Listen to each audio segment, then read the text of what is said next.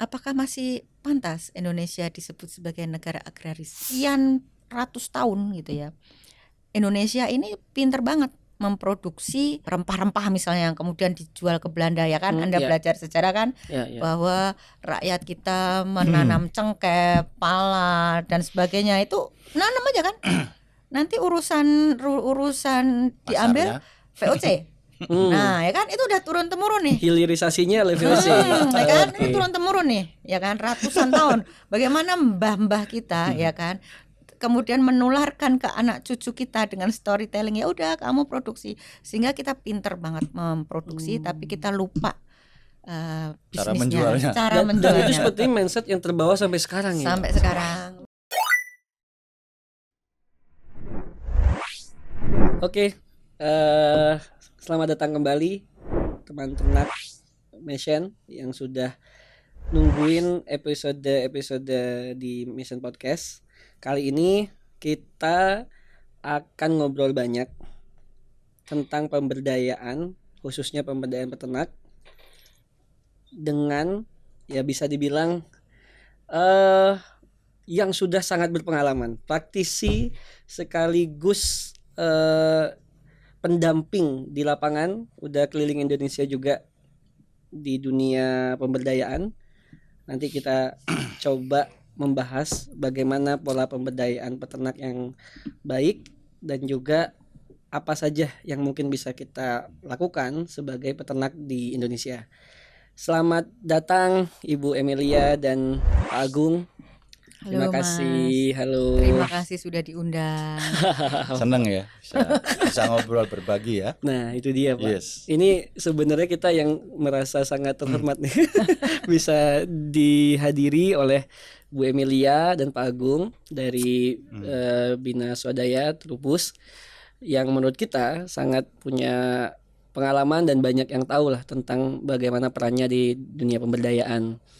Bu Emilia sebagai sekretaris eksekutif di Bina Swadaya Trubus dan Pak Agung juga di project manager, tentu akan banyak insight ke kita. Tapi sebelumnya nih Pak, Bu, mungkin banyak yang belum tahu juga karena sekilas orang dengar Trubus tuh pasti kayak majalah pertanian. Nah, kenapa tiba-tiba ada pemberdayaan terus peternak? Boleh cerita dulu nggak Bu Emilia atau Pak Agung tentang apa sih sebenarnya Bina Swadaya Trubus, terus kemudian mungkin secara umum yang sudah atau profil dari Pak Agus dan Bu Emilia di dunia pemberdayaan seperti apa gitu. Oke, jadi sebelumnya kita cerita dulu ya sebenarnya makhluk apa sih Bina Trubus Swadaya. Betul. Karena kebetulan ya kalian masih muda lah. Kita sebenarnya jauh lebih muda. Jadi Bina Swadaya sendiri itu lahir tahun 1967. Wow. Ya kan? Jadi pasti kamu sendiri belum dibentuk lahir. Ya. Belum dibentuk jangan. 57 tahun ya? 57 tahun yang lalu. Wow. Jadi berawal dari Ikatan Petani Pancasila. Itu foundernya adalah Bapak Bambang Ismawan dan sekarang juga beliau masih sehat 87 tahun. Wow. Jadi nanti kalau ada waktu silahkan datang berkunjung, masih ingatannya juga masih kuat.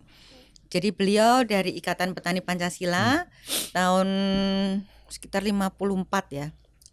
Beliau anak muda seperti Mas ini, muda, masih muda sekali malah.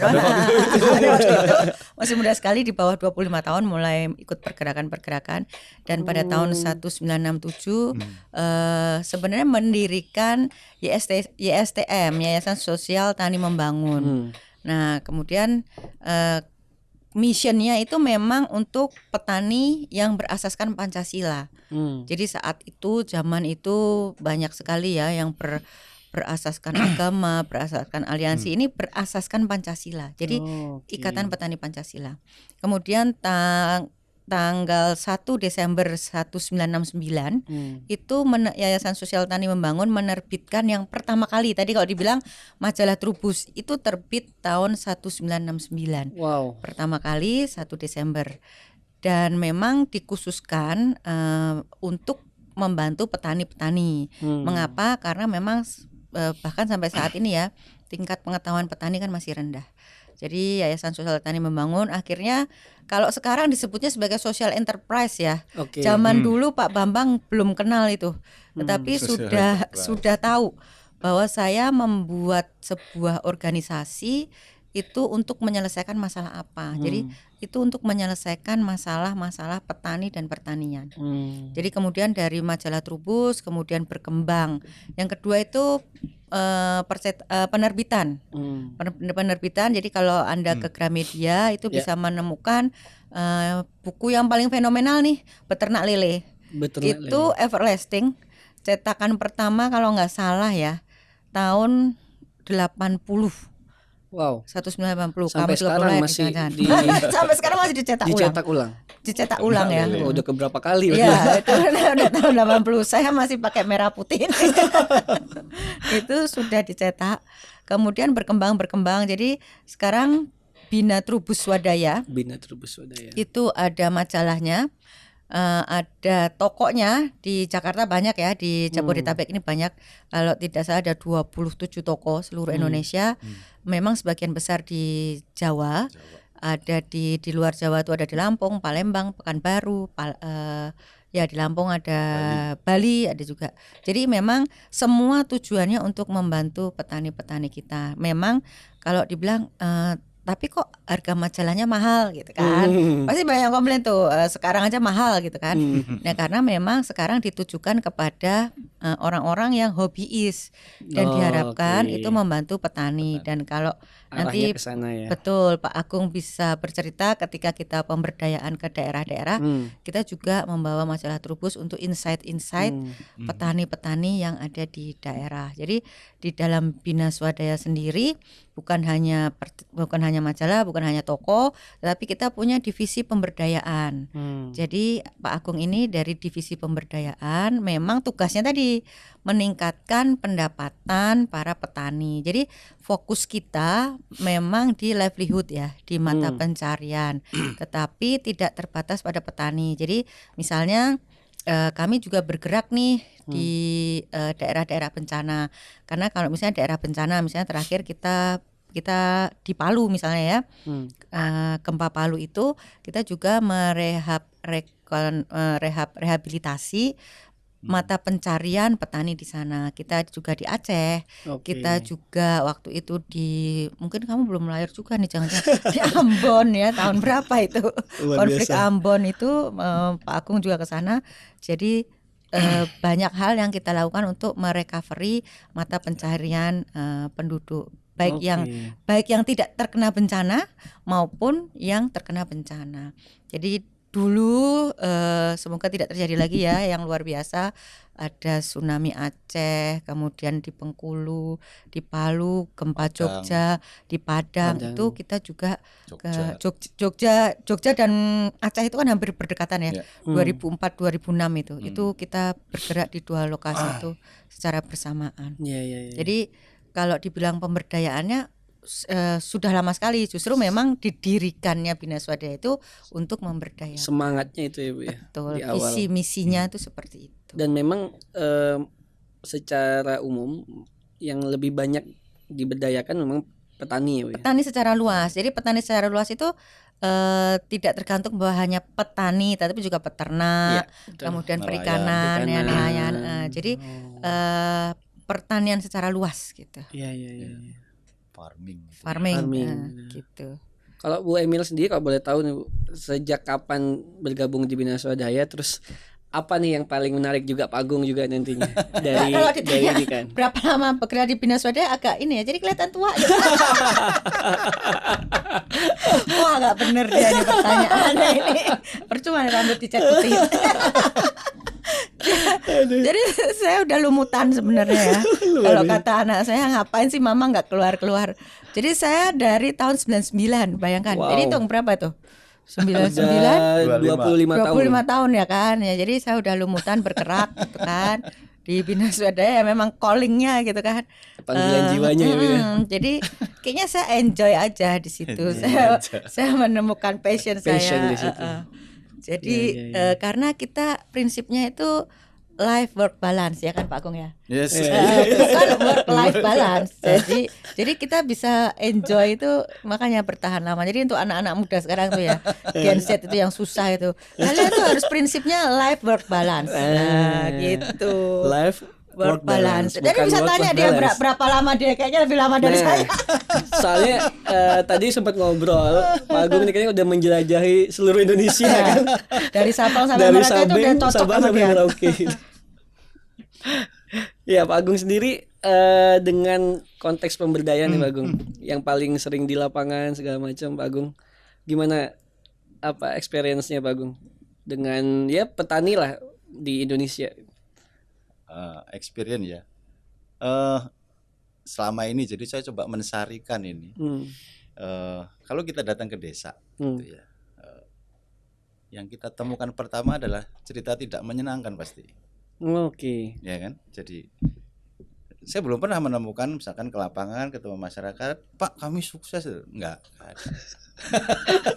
Oke. Pasti masalah gitu ya. Nah ya untuk itulah kami ada gitu ya, Iya. membantu. Tapi memang begitu, permasalahan yang menyangkut penghidupan mereka ya. Iya. Misalnya kalau petani ya bisa dikatakan kemudian hama yang menyerang lah, kemudian pupuknya lah, ya, pemasarannya lah, harganya lah. Nah, itu yang memang selalu kita jumpai. Yeah. Nah, makanya bagaimana kemudian kita dampingi mereka ini untuk secara perlahan-lahan begitu nantinya bisa secara mandiri mereka lakukan untuk mengatasi persoalan mereka sendiri. Karena memang tujuan kami memang Bina Swadaya kan itu ya, bagaimana mereka nantinya ujungnya mampu berswadaya. Strateginya bagaimana ya? Kalau mereka berkelompok ini akan kita aktifkan kelompoknya ini, karena memang di dalam kelompok ini ada pilar-pilar yang memang harus digerakkan sehingga mereka bisa berdinamika begitu untuk mengatasi persoalan mereka sendiri. Gitu ya. Yang paling krusial biasanya masalah apa sih Pak? Jadi kalau di petani terutama misalnya apakah ya kan pasti ada masalah-masalah yang sifatnya struktural ya, memang dari lama dan itu menjadi fundamental mungkin di masyarakat yang belum bisa diperbaiki gitu Pak. Yang rata-rata mungkin ditemui Pak di beberapa daerah. Yang pertama pasti harga ya. Oke. Karena di kita ini kan petani itu nanamnya seragam dan berbarengan. Jadi kalaupun nanti pas dia panen, pasti panen raya. Panen raya misalkan pasti harga akan anjlok. Ya. Ya ini juga kaitannya nanti pasti ada kaitannya dengan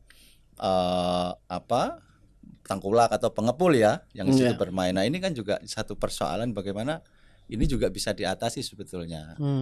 Tentu saja mungkin peran pemerintah memberikan proteksi gitu ya kepada petani. Ini yang sering dijumpai. Jadi harga gitu. Ini yang selalu menjadi persoalan. Kalau sudah begini kan nanti akibatnya adalah rentetannya pasti mereka kekurangan modal, cari pinjaman. Nah, ini yang jadi masalah finansial akhirnya ya. Dan itu kan selalu berputar terus kan? Oke, ya. Jadi dan juga kan biasanya juga kalau misalnya nih ada satu komoditas yang sukses misalnya. Nah, ini akan diikuti oleh banyak orang. Oke. Nah, inilah kemudian tadi yang terjadi kemudian tadi oversupply lagi. Harga lagi, ya itu yang biasanya kita jumpai begitu ya. Sehingga ya di banyak tempat saya menyarankan jangan suka ikut orang lain sudah sukses, buat yang berbeda sehingga nanti kalau kalian panen itu pasti akan terserap karena jumlahnya nggak banyak kan gitu. Ya ini salah satu strategi ya. Mungkin ada strategi lain untuk mengatasi yang persoalan lain. Dan itu terjadi di hampir semua daerah. Di banyak tempat begitu ya Mas ya. Pengalaman saya itu melihatnya seperti itu. Terus biasanya Bu Emilia atau Pak Agung juga apa mungkin bisa di-share ke kita juga ya, apa mungkin yang dilakukan oleh NGO seperti Bina Swadaya ini dalam ya kita bisa bilang kontribusi terhadap masalah yang ada di sosial masyarakat kita seperti itu. Ya.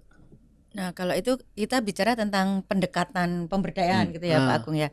Jadi kalau kita Bina Swadaya gitu melakukan pemberdayaan di masyarakat, kita nggak bisa langsung secara top down. Jadi ada namanya social mapping. Social mapping. Ya kan? Dari social mapping itu akan terlihat sebenarnya potensi dan masalah. Ya kan?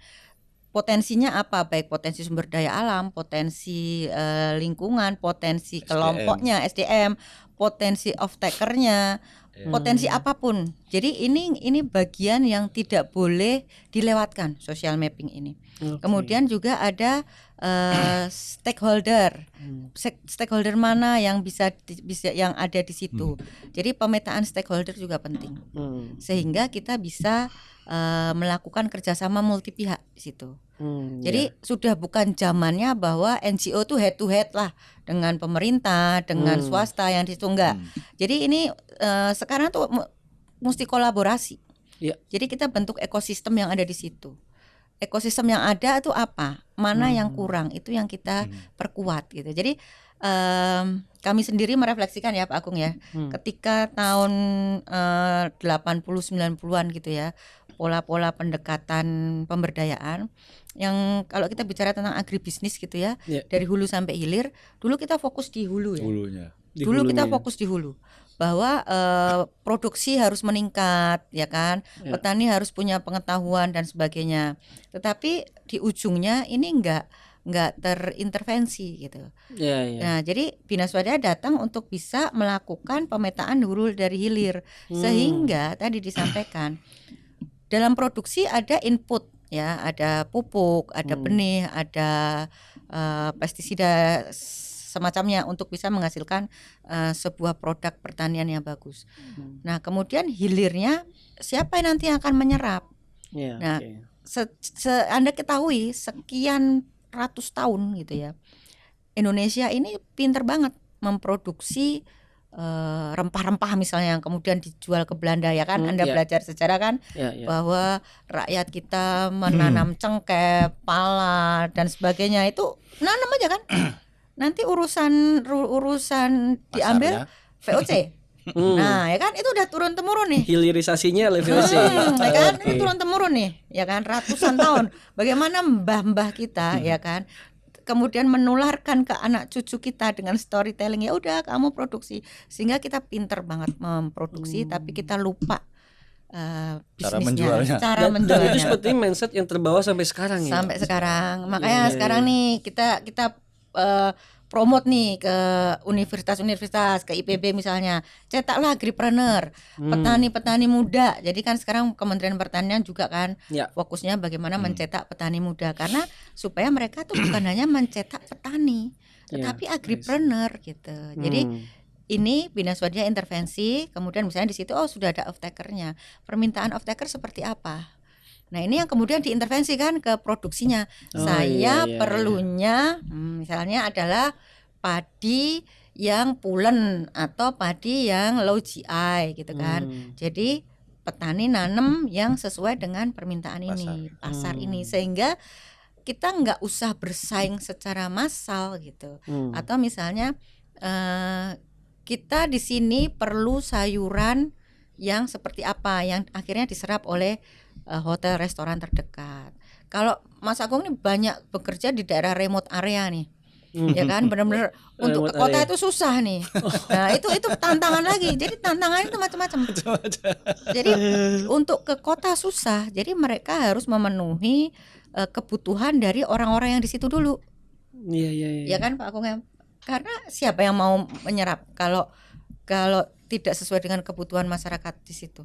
Sementara untuk jalannya ke kota harus naik perahu, naik ini. Mahal transportasinya. Iya. Sehingga ya meningkatkan ekonomi lokal gitu. Jadi termasuk kita promote juga ketahanan pangan lokal ya Pak Agung ya. Ketahanan pangan.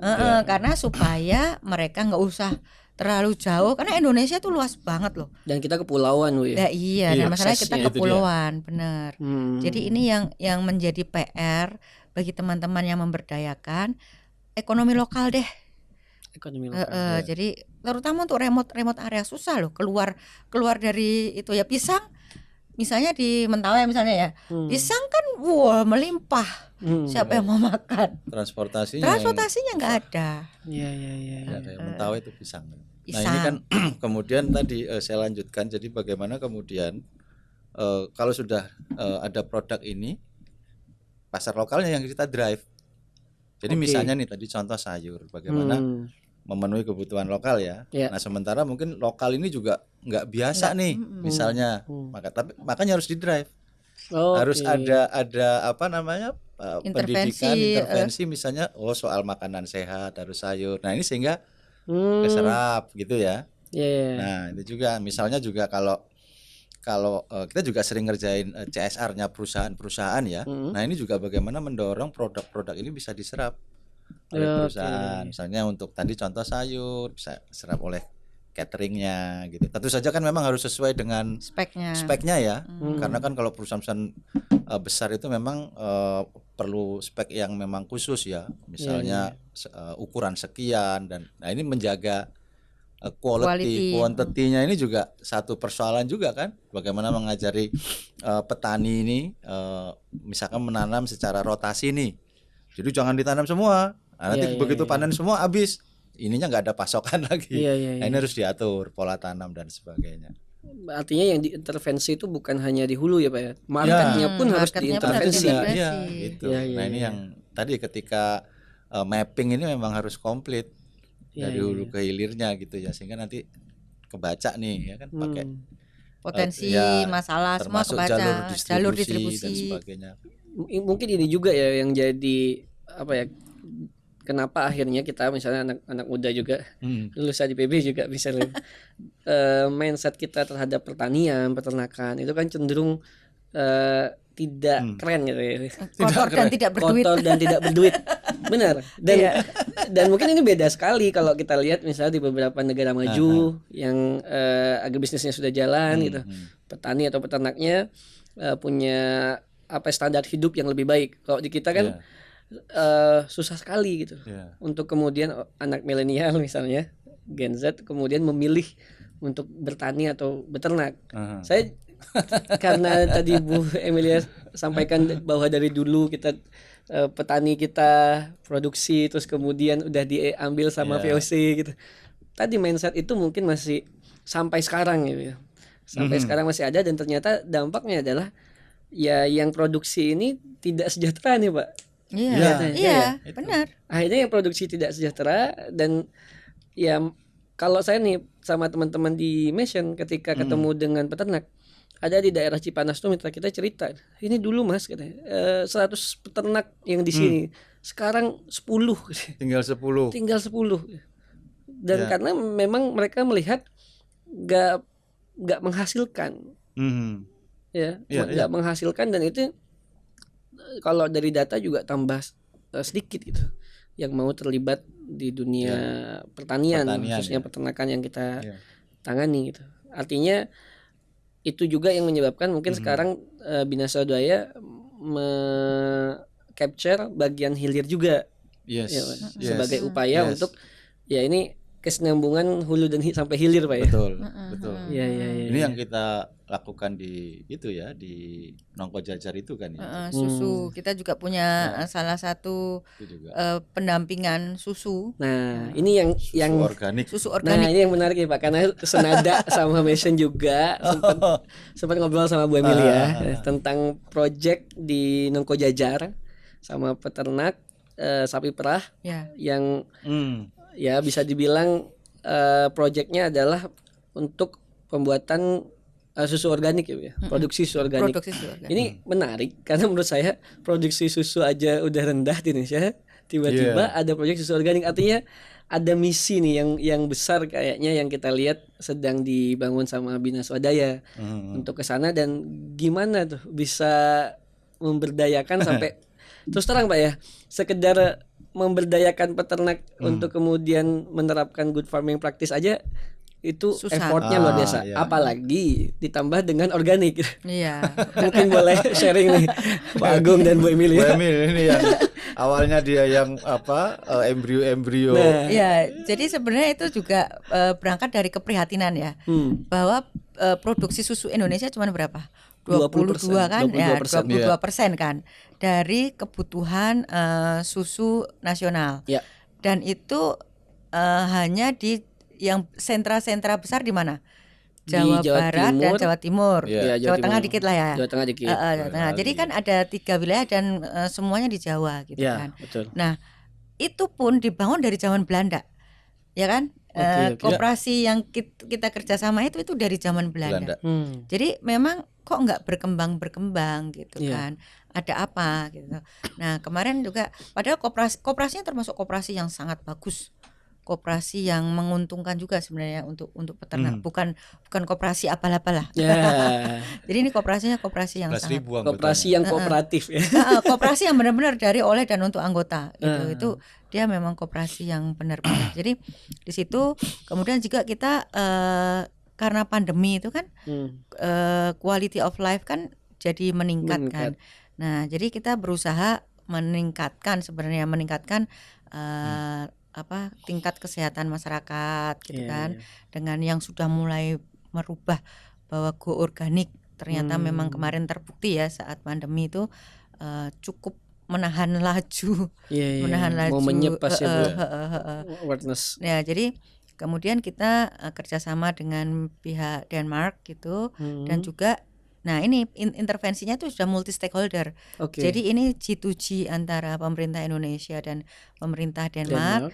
Dan di situ juga ada koperasi dari Denmark ya, Seges, ada koperasi dari Indonesia, kemudian ada pihak swastanya juga, private sector, dan juga dari Bina Swadaya yang nanti akan mengembangkan komunitas. Jadi dari pentahelix sistemnya itu sudah terbentuk nih. Nah, bukan sudah terbentuk, sudah kita jahit. Nah, jadi penting dalam sebuah pemberdayaan itu bisa menjahit si pentahelix sistem ini. Nah, jadi kemudian kita mengintervensi peternak, dan itu bukan hal yang mudah. Karena mereka juga sudah turun temurun ya. Sejak zaman Belanda. Sejak zaman Belanda, bayangkan. Sejak dari zaman Belanda mereka beternak. Misalnya nih contohnya dicucuk hidungnya gitu ya untuk dikasih tali itu kan.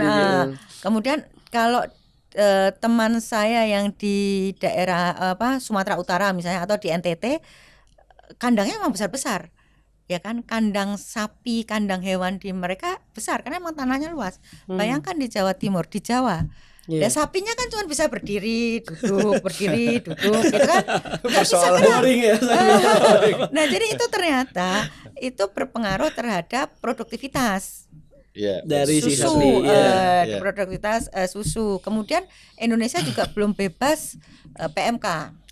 Betul. Jadi banyak masalah-masalah di peternakan juga kan, dari PMK, dari inputnya ya kan, dari hijauannya, dari banyaklah masalah hampir sama itu. Kemudian dari tingkat ininya juga, serapan produksinya. Walaupun memang koperasi itu juga nyerap semua, tapi secara keseluruhan ini peternak juga masih gamang gitu ya. Jadi untuk meneruskan, apakah usaha ini pantas saya wariskan kepada anak saya gitu kan. Jadi kita Bina Swadaya bersama multi stakeholder tadi mengintervensi nih. Ternyata memang dengan perlakuan organik tadi, dan juga dengan organik, karena kan ada perubahan ya, switching dari konvensional ke organik kan. Jadi dari perlakuan dari konvensional ke perlakuan organik sampai organik, ternyata tingkat produktivitas meningkat, dan ternyata harganya juga meningkat karena kita menemukan off-taker yang tepat gitu. Karena off-taker yang tepat ini yang berpengaruh, sehingga akhirnya ada beberapa anak muda ya Mas Agung ya, anak muda yang sudah kuliah gitu ya, udah lulus S1 peternakan, balik lagi ke kampung dan mau beternak, saya jadi peternak. Wah, keren. Jadi ini keren. Cerita detailnya ke Mas Agung ini. Iya, yang langsung terlibat merubah sudut pandang, mindsetnya itu hal yang paling sulit itu. Dan itu butuh waktu berapa lama tuh, Pak Agung? Sebetulnya kami ada tim di sana ya. Ada tim di sana yang memang tinggal bersama masyarakat nih, karena memang Bina Swadaya itu model pendampingannya memang mewajibkan pendamping itu harus tinggal bersama salah satu kredo dalam pendampingan, tinggal bersama mereka. Jadi menjalin kedekatan, tahu persoalan dan sebagainya lah di situ. Nah, ada tim kami yang di sana. Memang betul perlu effort juga ya untuk merubah tadi yang turun temurun sejak zaman Belanda kan. Biasanya dulu orang-orang tua kami begini kok cara meliharanya kan gitu ya. Nah, ini bahwa yang susu organik ini kan adalah pilot project Oke. pertama di Indonesia untuk susu organik. Banyak orang bertanya ketika saya cetak susu organik. Apa gitu ya? Heeh. Sejenis apa? Apanya yang diorganik? Apanya yang organik makanya. gitu ya? Gitu ya. Nah, bahwa ada perlakuan yang memang harus dilakukan oleh peternak ya terhadap sapinya nih, agar nanti mereka bisa menghasilkan susu organik yang sehat. Tentu saja harus sehat ya. Ini dengan membuat sapi mereka itu bahagia. Agak aneh. Animal welfare. Animal welfare ya. Misalnya nih, tadi contoh Dicucuk tidak hidungnya. boleh dikasih apa? Ini nih apa? Hidungnya sapi itu iya, kan ada tali. dikeluh. Nah, dikeluh. Dikeluh. Itu harus dilepas. Iya. Jadi tidak boleh. Kemudian kandang juga harus sirkulasi udara Sirkulasi bagus, udaranya. kemudian pencahayaannya juga cukup. Sinar matahari. Ya, kemudian mereka juga kita latih tentu saja. Kita latih tentang keorganikan lah gitu ya. Animal welfare juga. Nah, termasuk juga lantai kandang itu juga ada karpet khusus yang tidak terlalu keras. Oke. Agak empuk gitu. Karena kan sapi sering duduk ya. Iya betul. Nah, kalau sering duduk kan luka dan sebagainya. Ini untuk menghindari itu. Nah, kalau misalnya dia sakit, itu nggak boleh disuntik antibiotik atau dikasih obat antibiotik. Oh gitu. Ya, nah itu pada saat PMK kemarin tuh, tahun kemarin, itu tim kami di sana itu mengajarkan pembuatan jamu ya dari bahan pohon-pohon itu ya. Kunyit dan sebagainya itu untuk sapinya. Untuk imunnya. Dan hasilnya bagus, Pak. Bagus. Alhamdulillah tidak ada yang kena PMK untuk daerah dampingan kami. Nah, hebat. ya termasuk juga kalau luka dia nggak boleh dikasih betadine gitu, nggak boleh, harus pakai ekoenzim. Disemprot. Termasuk untuk pembersihan kandang gitu dan ya. sebelum merah. Bersihin puting sebelum memerah. Itu juga pakai ekoenzim. pakai ekoenzim. Dan lapnya ya, ngajarin pakai lap yang itu ada, bersih jadi aja susah SOP. Jadi memang harus Dahsyat banget. yang dulunya mereka beternak secara ya belajar dari orang tuanya kan, kemudian sekarang harus mematuhi SOP. Nah, ini kan juga satu hal yang juga butuh perjuangan keras juga ya. Membiasakan mencatat untuk produksi susunya berapa, makanannya, karena juga makan dan minum tuh harus ada terus dia. Gitu dan ya. dicatat kan berapa. Jadi sehingga sapinya merasa enjoy gitu ya. Ada makan terus, ketika haus ada air. Jadi itu airnya juga harus terus-terusan. Jadi pakai sistem begitu, ketika sudah mulai kosong dia akan ngisi sendiri. Gitu. Nah, termasuk pakan juga banyak di tempat-tempat peternakan yang peternak itu menanam rumputnya misalnya dengan urea, dikasih urea. Nah, ini jelas sudah nggak boleh. Nah, gitu-gitu tuh yang harus. Kemudian lagi pada saat ketika memerah susu ya, ini juga harus dipisahkan ini antara yang konvensional dengan yang organik nih. Oh, maksudnya dari sapinya. Oh, kalengnya. Cannya itu juga. Kalau memang ada begitu ya, misalnya masih petani konversi. Oke. Ya, salah satu syarat juga tadi kaitannya dengan kandang, harus ada tempat umbaran. Umbaran tuh yang untuk sapi bisa jalan-jalan. Exercise gitu ya. Jadi yang nge-gym enggak cuma kita. Nah, ini jadi satu persoalan juga nih, Mas. Iya. Di Jawa kan kepemilikan lahan kan kecil ya. Kecil, betul. Nah, ini juga kita juga kawan-kawan di sana lagi mencari cara formula begitu agar ini misalnya nih ada satu peternak yang punya cukup lahan, mungkin bisa dipakai bergantian atau apa begitu. Nah, ini kan salah satu cara ya. Nah, ini sedang kita usulkan ke Kementan ya untuk bisa kayak dimasukkan. Bikin jogging track gitu ya buat sapi. Iya, walaupun kecil gitu ya. Nah, pokoknya dia harus bisa muter, kena sinar matahari. Iya. Nah, jadi harus kita latih dulu, kita dampingi gitu ya, memastikan mereka melakukan tata caranya sesuai dengan SOP. Nah, setelah itu karena nanti akan dicek checklistnya ya, conversion check istilahnya. Oh, ini sudah. Nah, setelah itu masuk ke dalam proses untuk sertifikasi organik peternaknya. Ya, itu harus disertifikasi untuk bisa diakui secara diakui sebagai yang Sebagai produk organik. produk organik. Iya. Dari Nah, ini susunya yang- itu harus bisa Ya. sertifikasi organik. Yang melakukan sertifikasinya ada lembaga sertifikasi. memang. Lembaga Dan LSA. peternaknya juga tersertifikasi sebagai peternak Organik. Organik. Benar. Iya begitu. Dan ini berlaku 3 tahun ya, nanti ada dicek lagi. dicek lagi. Kalau dia masih ngikutin cara-cara itu ya lolos. Dapat Tapi kalau enggak lolos, mungkin dia harus. Nah tadi contoh misalnya kalau sapi ini terpaksa harus diberi obat begitu ya, dia harus mundur lagi nih sekitar 6 bulan untuk dipulihkan kembali menjadi organik. sapi yang produksi susunya organik. Jadi Nah nggak tadi gampang. sekarang ini memang belum banyak Ada berapa 700 petani ya dilatih ya? yang sudah kita dampingi atau kita latih ya, itu sekitar 700-an. Ya, 700 kami di peternak. sana kan rencana 5 tahun sampai 2026. Jadi kami masih ada target sekitar 1000-an lagi yang harus kita latih. Nah, dari ini 700 ini mungkin baru sekitar mungkin 15 peternak yang sudah sertifikasi. Ya. Ya, memang produknya belum banyak. Iya. Nah, kenapa kemudian tadi Bu Emil cerita ada salah satu stakeholder kita perusahaan susu ya besar yang akan Olahan menyerap. susu, ya. Nah, tapi karena ini baru kecil. produksinya sedikit, Iya. cuma basahin pipanya doang nih. Kita cari lagi nih Mas, Iya. cari lagi teman yang bisa menyerap produksi sedikit yang volumenya ini. kecil. Oke. Jadi kawan-kawan di lapangan nyari gitulah ya. Iya. Ada teman mereka yang juga bergerak di organik ini, ketemu salah satunya itu perusahaan keju ya, keju Pembuat artisan, keju, pembuat artisan. keju dari Jogja. Nah ini kemudian yang menyerap produk yang dari peternak ini untuk dibuat keju organik. Iya, Begitu. menarik, Jadi menarik. sebelum nanti kedepannya ini banyak, sudah ada yang Jadi ini jadi itu off-takernya ya. membuat peternak-peternak yang melakukan ini kan jadi bahagia kan. ya Dan aman lah harganya ya. juga bagus ya Mas ya.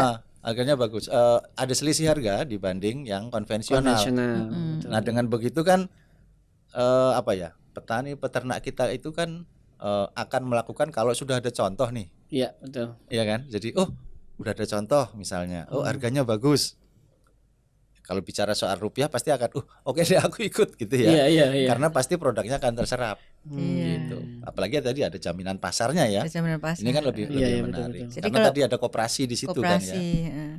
Koperasi KPSP Setia Kawan namanya. Itu mitra kami, konsorsium juga. Konsorsium. Oke. Nah, jadi intinya dalam sebuah pemberdayaan itu yang paling lama, Pak, tapi paling penting dan tidak terlihat itu perubahan mindset itu. Itu yang jadi tantangan terbesar. Tantangan terbesar. Jadi Betul. kalau misalnya kita bekerja sama dengan perusahaan swasta gitu, ini nggak kelihatan hasilnya, ya kan? Bagaimana mengukur perubahan mindset, Iya. ya kan? Jadi kayak tadi ya Anda tahu kan bahwa petani-petani kita itu melihat baru percaya. Ya. Seeing Ya is kan? believing. Seeing is believing. Seeing is believing. Jadi pentingnya demplot kan di situ. Ya. Tetapi demonstrasi plot tanpa ada off-taker yang bisa menyerap Iya. itu juga nggak akan berhasil gitu. Iya. Nah inilah sebenarnya tantangan-tantangan yang kita juga ayo para donor, para perusahaan, nggak mudah loh ngerubah mindset, ngerubah perilaku ini. Tetapi kalau kemudian kita dengan situasi yang serba instan sekarang, inginnya langsung cepet dan terlihat peningkatan pendapatannya sekian. Kita di Nongko Jajar dari tahun 2020 atau 2021? 21. Ini kita 3 tahun loh. Ya kan? Baru ada 700 peternak. Kalau satu peternak itu 3 sampai 5 sapi. Karena peternakan rakyat. Dan yang sudah bisa mendapatkan sertifikasi pihak ketiga itu baru 15. Kalau secara yang ngasih dana gitu, aduh lama banget gitu kan ya. Tapi memang tantangannya di situ, merubah perilaku yang sudah mendarah daging dan berakar gitu loh. Mbah-mbah saya tuh begitu gitu. Mungkin beda dengan di luar negeri mungkin ya. Yang pengetahuannya satu orang peternak bisa sampai sapinya ribuan misalnya kan Iya. beda nih ya. Betul. Kalau kita satu peternak 3 sampai 5 ini Peternak kan rakyat. ya kita Nah, peternakan itu rakyat. jadi memang Betul. beda. Makanya juga pendekatan yang dilakukan Bina Swadaya ini ciri khasnya pertama tadi disampaikan ya, bahwa kita harus live in di situ, kita harus Oke. tinggal di situ. Mengapa? Karena mereka sebenarnya udah pinter kan. Ingat ya dulu waktu kita waktu mau KKN kan poin terutamanya jangan sok pinter gitu Iya, kan. iya, iya. Jangan sok pinter karena Iya, petani itu sudah pinter, Sudah pinter. di wilayahnya, di areanya mereka pinter. Sebenarnya mereka pinter, tetapi mereka butuh teman bicara kan. Jadi fungsi pendamping itulah sebenarnya sebagai teman bicara, teman ngobrol. Akhirnya kemudian mereka timbul sesuatu, mungkin pengetahuan yang baru, mungkin pokoknya hal-hal baru yang bisa timbul dari ngobrol-ngobrol itu. Iya, Jadi kalau Bina Swadaya sendiri base camp kita terbuka lah untuk semua orang, untuk petani, untuk dokter hewan, untuk siapapun, untuk datang cuman ngobrol-ngobrol di situ, nanti kita timbul sebuah ilmu atau sesuatu yang baru. Itu makanya wajib live in, wajib tinggal di situ. Yang kedua, pendekatan kita adalah selalu pendekatan kelompok. Oke. Kita tidak pernah melakukan pendekatan individu. Mengapa? Karena target kita adalah petani, peternak, nelayan. Itu semua adalah orang-orang yang kecil gitu. Tadi 3 sampai 5 sapi. Itu kan kecil banget. Iya. Nah, mereka harus bersama-sama, harus berkelompok. Nah, makanya selalu kalian harus berkelompok 10 sampai 20 misalnya Iya. peternak, kemudian kita latih bahwa kelompok itu bukan kerumunan gitu kan. Kalau kita di sini kan kerumunan nih, Iya, ya kan, gerombolan. Gerombolan. Kita ya gerombolan. Tapi kalau kelompok itu apa? Ada tujuan yang jelas ya kan. Oh, tujuan kita meningkatkan produktivitas. Oh, tujuan kita ini. Jadi ini harus dibentuk sebuah organisasi yang kita sebut sebagai kelompok swadaya masyarakat. Di situ nanti juga harus ketika untuk mencapai tujuan ini kan perlu ada nih koordinatornya. Ya. Berarti kan perlu ada ketuanya kan. Betul. Oh, berarti ada yang perlu mencatat hasil-hasil rapat. Oh, berarti perlu sekretaris. Oh, kita mau iuran nih untuk supaya bisa beli pakan yang lebih murah. Oh, perlu bendahara. Jadi ini dibuat sebuah sistem organisasi. Dan itu lahir dari mereka. Dan itu lahir dari mereka. Kita hanya memfasilitasi ya. Iya. Nah, tadi bagaimana Keren. tadi secara kelembagaan kelompok ini juga tidak hanya ya, mungkin ada banyak kasus ya yang ketahui ya. Oke, ini mau ada bantuan nih, bentuk kelompok gitu ya. Begitu bentuk kelompok berapa orang? 15 orang misalnya. Oke, setelah bentuk kasih bantuan ini selesai. Gitu kan ya. Banyak begitu. Makanya kemudian tadi bagaimana kelompok ini difasilitasi sehingga mereka bisa bergerak di dalamnya ya, termasuk ada aturan-aturan yang disepakati gitu ya. Ada modal bersama yang bisa digunakan untuk misalnya menambah modal usaha pengembangan usaha dan sebagainya di situ. Oke. Disitulah memang peran kami di situ ya, pendekatannya. Tapi kalau sepanjang pengalaman Bu Emilia dan Pak Agung ya kan sering orang tuh banyak ya Pak ya, hopeless gitu ya. Hopeless terkait dengan ya pertanian kita, peternak kita misalnya. Dengan segala macam masalahnya gitu. Yang akhirnya mungkin itu juga yang menjadi mental ya dari anak-anak muda juga. Mereka merasa mungkin tidak mau untuk masuk ke wilayah yang mereka anggap tadi, kalau kata Bu Emilia ya kotor segala macamnya. Tapi kalau pandangan Bu Emilia dan Pak Agung, sebenarnya ini kegiatan pemberdayaan buat petani, buat peternak ini menunjukkan apakah masih kayak ini sebenarnya bisa loh kalau dikerjain bareng-bareng gitu. Dan seberapa yakin kira-kira Pak? Iya. Ini mungkin kan dilihat juga nih sama peternak. Mereka biar termotivasi juga nih sama peternak. Artinya jangan kan cenderung bahwa peternak ya udahlah Pak, kita segini aja gitu. Ya udahlah Pak, kita cuma gini aja lah. Ada pengalaman nih ya. Kami pernah mendampingi kelompok tani di Sumedang ya. Yang juga kemarin tahun berapa itu menjadi kandidat untuk Kusala Swadaya award dari Bina Swadaya. Jadi ada satu kelompok tani yang kami dampingi di situ. Yang awal kami masuk ke situ memang untuk tujuan ini konservasi lahan ya. karena ada persoalan erosi yang cukup tinggi yang masuk ke sungai Cimanuk. Karena Cimanuk kan nanti untuk Jati Gede ya. Itu tahun 2003 sampai 2006 kami di situ.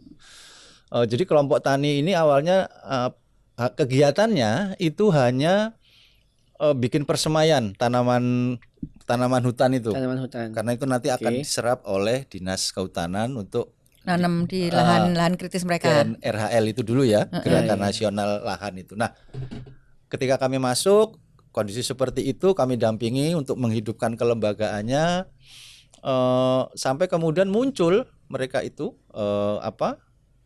usaha lain secara kelompok. Ya, bagaimana usaha itu bisa muncul? Karena mereka secara rutin ini melakukan pengumpulan modal secara swadaya lewat iuran. Nah, dari iuran ini kemudian dipinjam anggota gitu ya, misalnya untuk pertaniannya. Dari pinjaman ini kemudian kan pasti ada yang disepakati ya, ada jasanya misalnya. Kembali lagi. Nah, ini kan semakin besar modalnya. Nah, pada suatu saat kelompok ini melihat ada persoalan di desa itu soal air bersih. Ya, air bersih. Kemudian di tempat lain di tetangga desanya itu ada satu sumber air yang mengalir begitu saja. Kemudian mereka melakukan negosiasi dengan pemilik lahan untuk bisa memanfaatkan sumber air itu. Nah, dengan modal yang sudah ada, mereka kemudian membangun sarana air bersih itu untuk masuk ke desa ke desa mereka ini. Nah, kemudian mengalirkan ke rumah-rumah anggota. Ini pakai meteran. Menarik. Pakai meteran. Iya. Nah, itu harus bayar iuran sesuai pemakaian ya. Kayak PDAM daerah, PDAM desa. Mereka bikin perusahaan PDAM sendiri. PDAM desa. Nah, ketika semua anggota sudah terlayani, orang di luar anggota pun kepingin dilayani. Kemudian bergabunglah jadi anggota, bisa dilayani. Nah, ini bertambah besar kelompok ini. Kemudian sampai mereka bisa bikin kegiatan lain untuk masyarakat di desanya, bikin kejar paket A, paket B begitu, untuk PAUD ya. Dan juga sebagai tempat di situ akhirnya ditunjuk oleh Dinas Pertanian untuk sebagai tempat belajar petani di situ. Jadi sering dapat kunjungan sampai mereka bangun tempat untuk menginap gitu. Jadi desa wisatanya jadi bergerak. Ya itu karena begitu. Bermula dari akhir ya Pak ya. Jadi ya dari kelompok tani hutan itu. Kelompok tani itu, kelompok tani kemudian bagaimana mereka bisa mengelola organisasinya ya.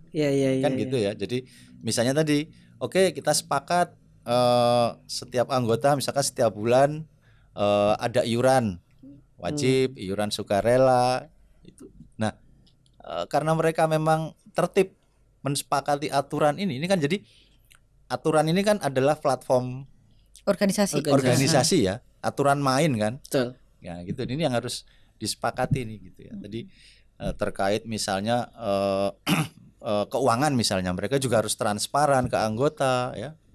Ya ini kan harus diajarkan ini.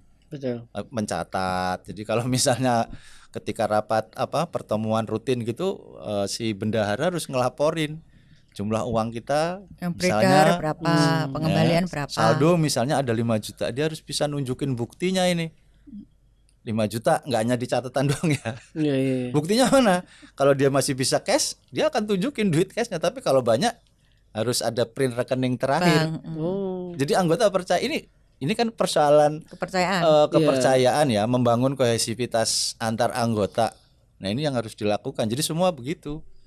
Ya ini salah satu pengalaman di sana ya yang memang sampai sekarang masih kami sering berkontak begitu. Itu tahun 90.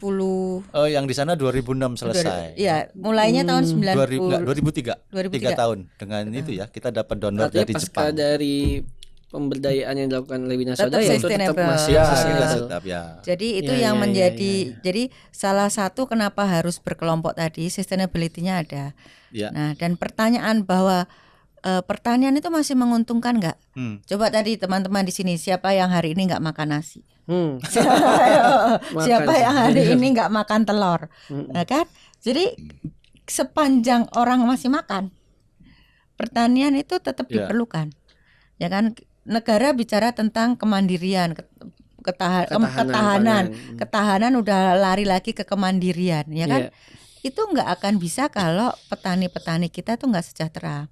Betul. Setuju. Makanya sekarang apalagi pupuk susah kan, Iya. perang Rusia itu kan bikin pupuk jadi langka kan. Betul. Itu menjadi PR. Makanya ketika tadi konversi organik misalnya, mereka udah nggak perlu urea lagi, Iya, mereka iya, pakai iya. kompos. Jadi sebenarnya ini titip pesan nih untuk pemerintah, biarkanlah petani itu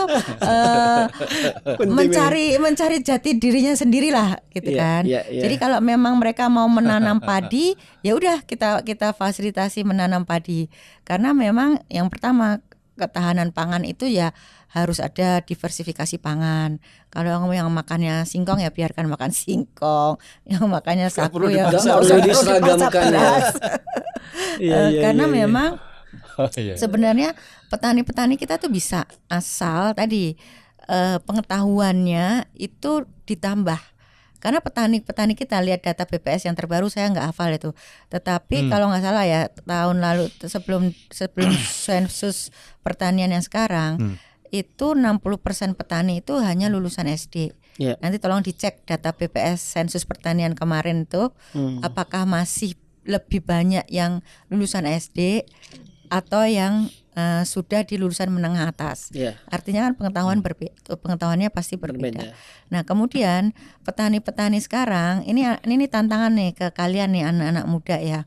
Bisa nggak teknologi itu digunakan untuk membantu petani? Iya. Ya, dengan kendala-kendala bahwa Internet of Things itu nggak semuanya terjangkau internet, ya Oke. kan? Tidak semua petani memiliki akses terhadap device-device mereka. Tapi pun kalau diajarkan, saya pasti yakin tuh bisa. Jadi sebenarnya teknologi itu bisa membantu petani.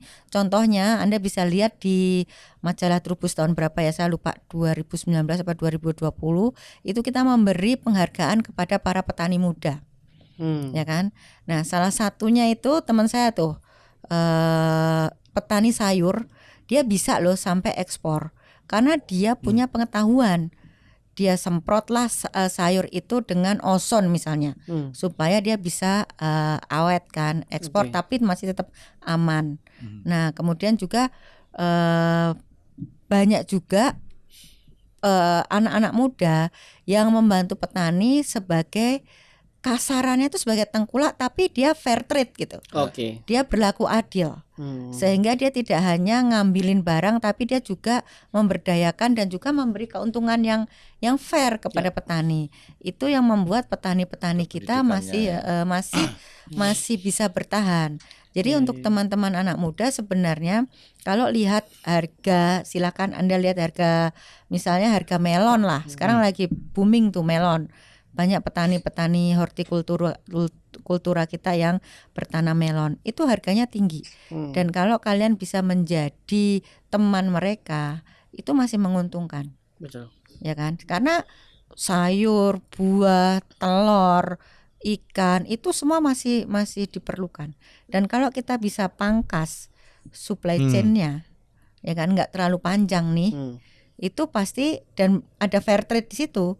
Itu petaninya untung, misalnya kalian menjadi pedagangnya yang off takernya, itu pasti untung juga. Ya, betul. Nah ini, dan nggak mungkin kalian tidak menjadi petani berdasi. Jadi bisa kalian menjadi petani berdasi itu masih bisa. Betul. Jadi saya kemarin baca tuh sektor yang akan terlibat dengan adanya disruption gini. Salah satunya pertanian. Saya bilang nggak mungkin. Karena emang kita bisa makan kapsul, ya kan? Pertanyaannya itu kenyang nggak? Saya sih nggak kenyang. Kalau saya karena orang Jawa, kalau belum makan nasi ya nggak kenyang ya. Kalau makan roti ya saya nggak kenyang, macam cemilan kalau saya roti itu kan. Karena makanan saya dari itu nasi kan, orang Jawa kan. Gitu. Jadi pastilah dari pandemi sektor yang paling bertahan apa? Pertanian kan, food and beverage kan naik juga kan. Betul. Artinya apa? Pilarnya tetap makan. Betul. Pilarnya tetap pertanian. Nggak Jadi bisa di online. nggak bisa. Makannya nggak bisa online. Iya betul. Nggak bisa makan gambar. Ya, artinya selama gini kan, jumlah manusia ini kan semakin banyak ya. Betul. Nah ini kan juga pasti juga kebutuhan pangan juga pasti Demand-nya akan tambah naik. naik lagi kan begitu. Jadi enggak ya Jadi tinggal tadi benar bisa dibantu. Jadi teknologi. Ya. Jadi lahan Teknologi. kita juga pasti berkurang karena manusianya tambah Ya. banyak kan. Tanpa dibantu teknologi itu tidak akan mungkin. Ya. Teknologinya ya mulai dari benih yang tahan penyakit, yang tidak perlu apalah atau nyiramnya pakai drone something ya begitulah. Ya. Artinya kan tadi contoh misalnya lahan kita semakin sedikit gitu ya. Nggak bisa kita berpikir kayak dulu gitu kan ya. Produksinya harus sekian. Lah tapi kan ini persoalan lahan. Nah, harus ada upaya kan gitu ya, teknologi untuk mengatasi apakah ini. nanam padinya di rooftop kan ya dimungkinkan semacam itu kan. Kayak gitu ya. Nggak bisa. Jadi tetap harus secara pemikiran juga harus berjalan seiring kemajuan ya untuk ngatasin persoalan seperti itu ya. Betul. Jadi bisa lah kalian anak muda jadi petani itu bisa lah. Betul. Bisa yakin bisa. Itu yang juga jadi semangat kita Pak Dimas. Makanya kita juga pendekatannya teknologi untuk peternakan di sapi perah.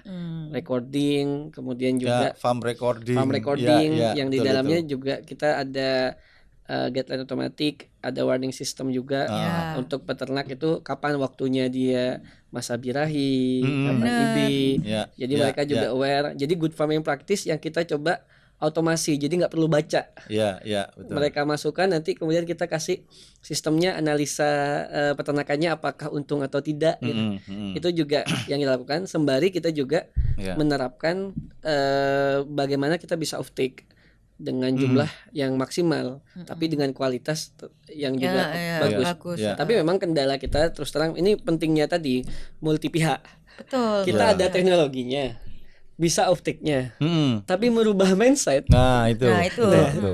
Ini dari Bina Swadaya yang bilang paling bisa. Makanya kita harus bentuk kolaborasi dan ekosistem yang kuat. Betul. Jadi sekarang ini tidak ada zamannya kompetisi buat kita. Enggak waktunya juga bahwa NGO itu berhadapan head to head dengan pemerintah dengan ini enggak lah. Ayo mari kita bergandengan tangan. Ini karena tujuannya sama kan. Iya, saya juga lihat kan ada juga sebenarnya bantuan-bantuan pemerintah. Betul. Kemudian dari luar negeri misalnya. Cuma memang dalam pengelolaannya yang menjadi masalah tadi nggak sustainable, nggak berlanjutan, hanya menjadi program yang selesai pada waktu itu saja. Iya, betul. Benar tadi masalahnya off take-nya, kemudian dan belum terbentuk struktur. Dan manajemen kelompoknya Betul, tadi. Jadi salah satu saya kebetulan di Aliansi Organik Indonesia ya. Salah satu kegagalan 1000 desa organik itu adalah exit strateginya tidak menyiapkan manajemen kelompok.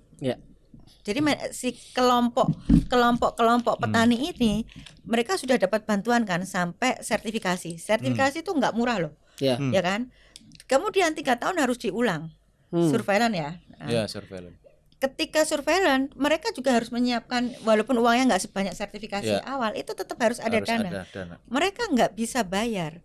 Mengapa? Karena ya kelompoknya tadi kerumunan. Tidak gerombolan. Kalau dibentuk kelompok yang ada manajemen kelompoknya, ini pasti bisa. Nah ini makanya pendekatannya itu nggak bisa individu. Petani Indonesia tuh 0,2 hektar, berarti berapa? 2.000 kepemilikan lahannya. Kalau kita ngomongin organik 2000 sebagai bisnismen nih ya, quality, quantity, continuity nggak terpenuhi. Ya kan? Saya nggak bisa kan ngambil cuma 2000, harus berkelompok. Gitu ceritanya. Jadi masalahnya itu A sampai Z dan nggak bisa diselesaikan satu orang, satu kelompok. Makanya kita harus berkolaborasi. Setuju banget.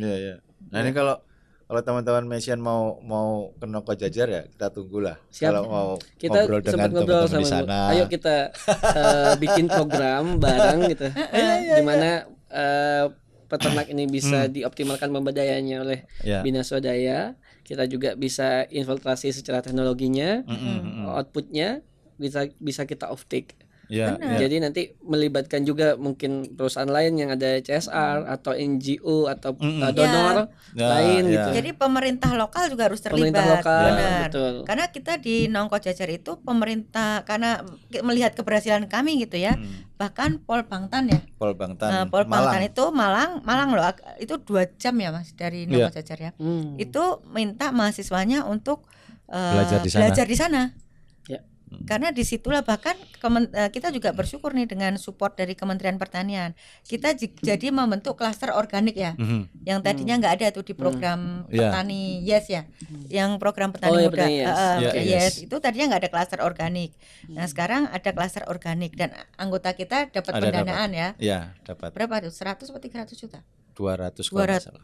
lumayan kan untuk Iya, support iya. peternak kan itu besar 8 sekali. sapi. Sebenarnya lah. program seperti ini sangat mungkin kalau kemudian diusulkan oleh teman-teman peternak mungkin ya Bu. Bisa. Artinya bisa. baik itu mereka angkat ini ke pemerintahan daerah atau jadi- lainnya. Ya. Benar. Iya. Jadi Iya, iya. kita kolaborasi nih ke pemerintah di situ. Nanti misalnya pemerintah daerah akan koordinasi dengan pemerintah pusat. Misalnya Iya, iya, dalam hal betul. ini kan Dirjen Peternakan gitu kan.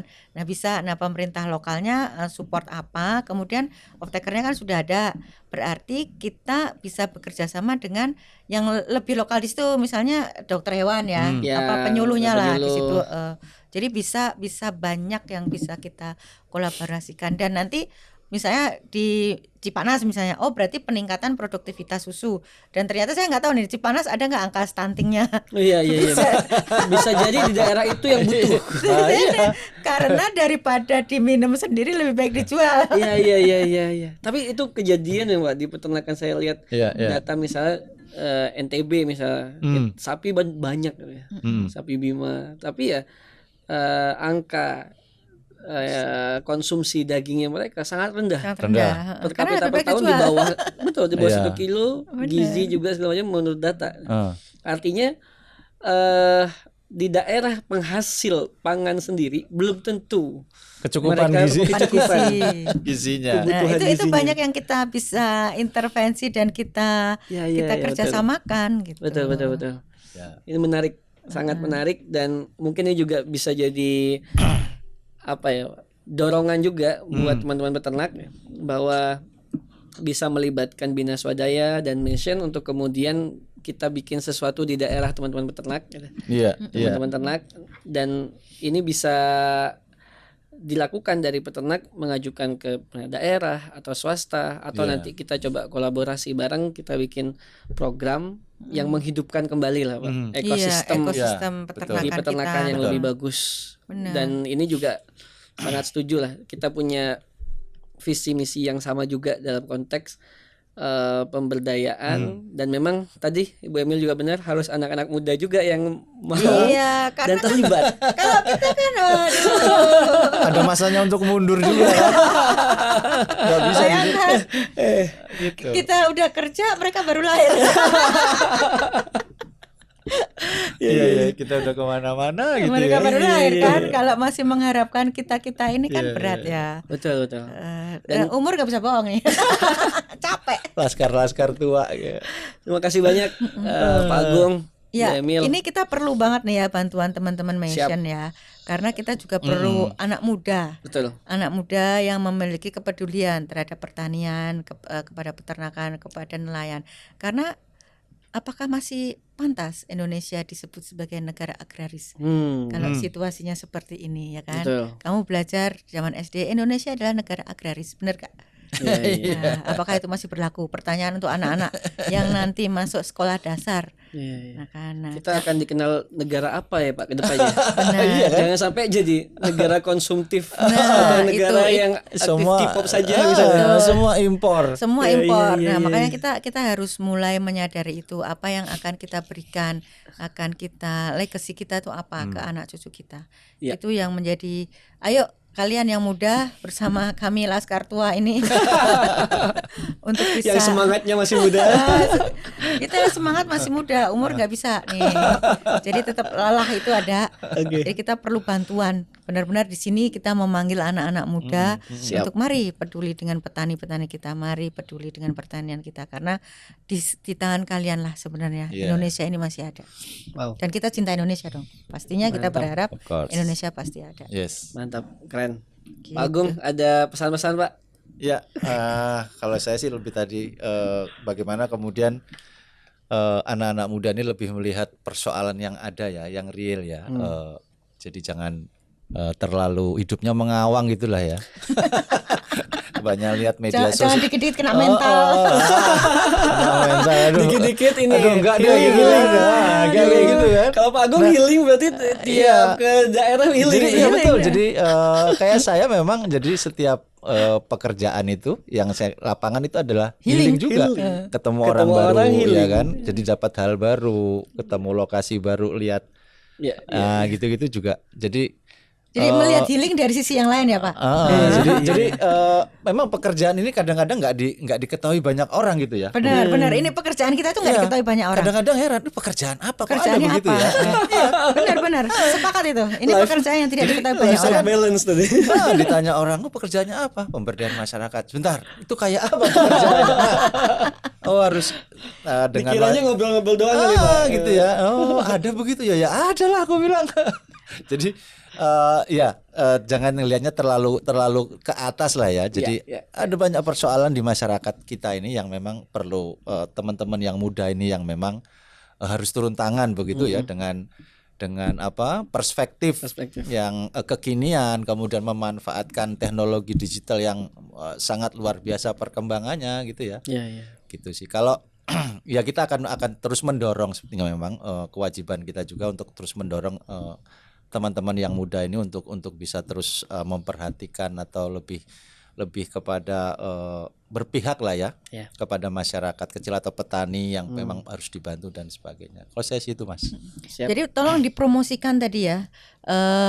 Promosikan. Pekerjaan kita itu pekerjaan menarik loh. Karena nggak ada pekerjaan kayak kita tuh menarik loh. Menarik sekali. Jadi Menarik, Mas. kita bisa keliling Indonesia gratis ya kan. Keliling dunia bisa. Oke, healing Jadi kok. kayak saya misalkan dulu sebenarnya naik gunung ya. Jadi kalau saya tugas di mana agak lama ya nyempetin naik gunung juga kan. Artinya kan hobinya juga tersalurkan. Di setiap daerah banyak yang kenal Pak Agung. Ya, saudaranya jadi malah banyak. gratis jalan-jalannya. Jadi kalau pas memang satu kota gitu, oh ya ada ini, ada gitu. Jadi itulah. Wow. Jadi ini kadang-kadang juga harus ditumbuhkan ya, passion begitu ya. Iya. Tapi saya yakin lah. Jangan cuma rebahan gitu ya. Jangan cuma rebahan. Jangan cuma rebahan, komplain ini. Kena mental. Kena mental. Aduh. Iya, benar. Profesi ini menarik. Kalau kita dulu nggak ada ya. Nggak ada. Kenapa kena mental apa? Apaan itu kena mental? Iya.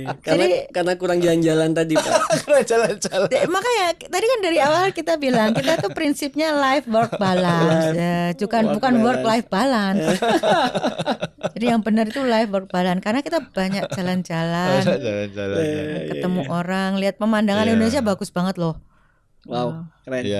Ya, tadi banyak sih ya pengalaman yang menyenangkan dan juga yang mungkin tidak sampai kepada yang berbahaya ya juga banyak lah gitu lah. Tapi Ya. nggak sampai kena mental Oh pokoknya.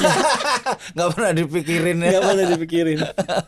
Enjoy aja Kalau soalnya, Mas. Pak Agung kena mental gimana yang mau diberdayakan? Iya. Oke, makasih Bu Emil, Pak Agung. Ini juga banyak Sama-sama. banget Sama-sama. insight yang bisa kita dapat teman-teman ternak milenial Ya. yang juga nonton. Ini jadi PR sekaligus gitu ya. Bagaimana kita bisa ikut menghidupkan ekosistem pertanian, peternakan khususnya. Kita juga open, welcome banget dari Mission dan dari Bina Swadaya untuk bekerja sama dengan semua stakeholder tadi multi pihak Yes. untuk bareng-bareng kita bangun ekosistem peternakan yang lebih bagus, dan mungkin itu juga dimulai dari teman-teman yang saat ini nonton. Ya. Apa yang harus dilakukan teman-teman catat, hubungi stakeholder terdekat, koneksikan dengan kita, dengan Bina Swadaya, dengan Mission. Ayo kita bikin sesuatu ya Bu ya. Iya, Di daerah gitu ya Ya. khususnya, dan bagaimana nanti ke depannya ini punya dampak yang luas. Ya. Terima kasih sekali lagi Bu Emil. Terima kasih, Sama-sama. sama-sama. Pak Agung. Terima kasih sudah diundang Mission ini. Siap. Bisa sharing Semoga Dan pengalaman. mari kita bisa segera kolaborasi ya. Siap. Saya Nggak udah sabar nih. nggak sabar juga nih. Saya kita harus bikin satu program bareng proposal kita masukkan ke beberapa stakeholder yang Iya, yang benar. akan jadi keren. Ada teknologi, ada pemberdayaan, dan benar. juga tentu melibatkan anak-anak muda. Ya. Yoi, Yes, setuju. oke. Biar kita tetap muda. Siap. Terima kasih. Oke, Bu terima Emil, kasih. Pak Sama-sama. Agung.